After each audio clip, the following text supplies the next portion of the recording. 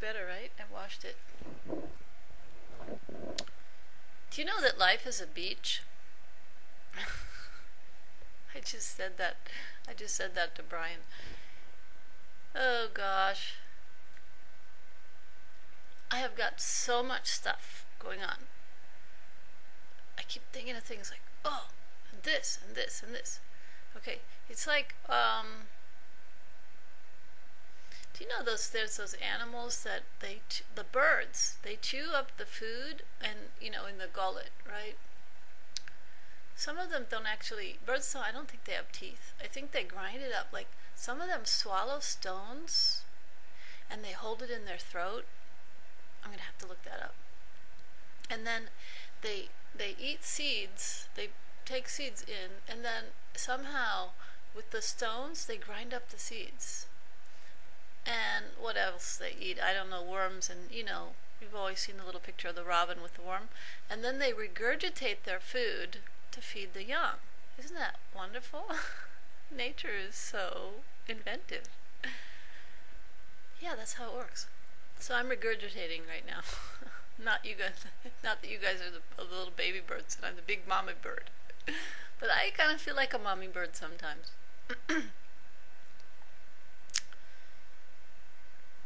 What do I talk about? There are so many things, like everything's like challenging me right now. Oh, tell me, tell me, tell me. There's so many stories that want to be told.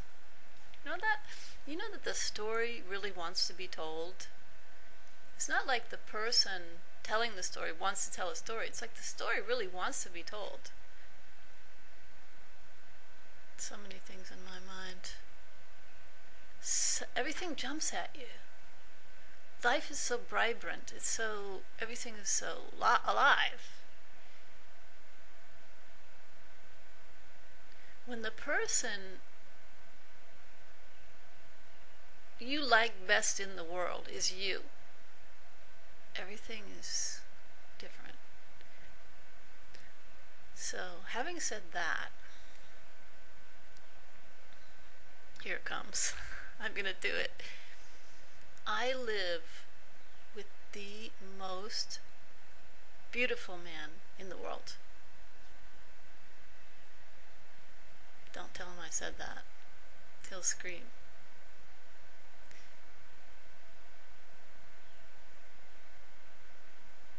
I've been saying things lately like WYSIWYG. You know what WYSIWYG is, right? That's that. What do you call that? Is that called an acronym? I've like totally forgotten English. I lived away for so long. That's my excuse.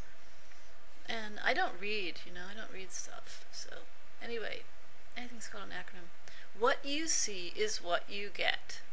So, if you see good in yourself and in others, they see good in you. What you see is what you get. So, I was telling stories a few days ago about Eugene and Teresa, these two people that I knew, who were not the best looking people in the world, but they thought that each other, respectively, Eugene thought Teresa and Teresa thought Eugene, were the most beautiful people in the world for a while. Anyway, until things went sour, like they often do.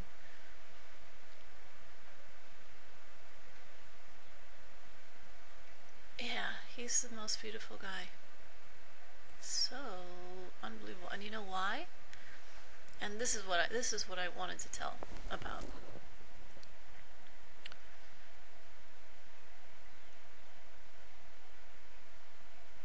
Brian has the most transparent system in the entire world that I've ever met. Okay. Now, I'm getting the prompting to tell you that happened to me years ago. And this was it was like a defining moment for me. I mean, at the time, of course, I've always known that what was going on on a deep level. But because we're in this play. You know, like when you go to, I'm going to be in a play. Did I tell you that? I'm going to be in a play. I mean, if the play takes place, I hope so. I mean, well, anyway, we'll see what happens. It's called The Doctor in Spite of Himself, and it's a play by Molière, and it's a farce, and it's Benny Hill humor, okay? And it's going to be on the 1st and 2nd, I think, of August, or maybe the last of June and the 1st of August. July. And it's going to be on South Calhoun Street, 1915 South Calhoun, Fort Wayne, Indiana, so you guys had to come. Anyway, what I was going to say was, if you're in a play, you're playing a part, you focus on that to a large degree, and you don't concentrate on who you are, or you think you are. Like, for instance, when I'm in the play, my name is going to be Martine. I am the wife of the woodcutter in the play. And she's very disappointed in her husband. The director told me I was going to make her a real bitch, but he said that she's actually quite disappointed and she really loves him, even though he's a drunkard and a fool and he spends all their money and he beats her. So I'm going to have to do a little bit more. I'm going to have to go a little bit deeper with that character than I was planning. But, so this is the point. I was most of the time in my surface consciousness, trapped, as it were. But that was all, that was something we agreed that was going to happen before we got started. So on a deep level, I always knew what was going on. So when this thing happened to me that I'm getting ready to tell you about, this taking me so long to prepare, I wasn't really surprised, but I was a little bit, it was disconcerting for me at the time, but almost immediately and ever after I understood it. We were in Orissa, and we were in this village, Gadamanitri, or whatever they want to call it. I never can pronounce the name correctly. And there's an ashram there, and there were several Western people, and you have to understand this is a village, and so Western people don't go that far into the bush, as it were, and this is a Sadguru, an enlightened master, which is also an extremely rare individual in India, very rare occurrence. And so here we were, 10 or 12 Western devotees of this Sadguru, this teacher, spiritual enlightened master, in this small village of 5,000. The surrounding villages, maybe, I don't know how many people there are, but they got enough people together to feed 5,000 people.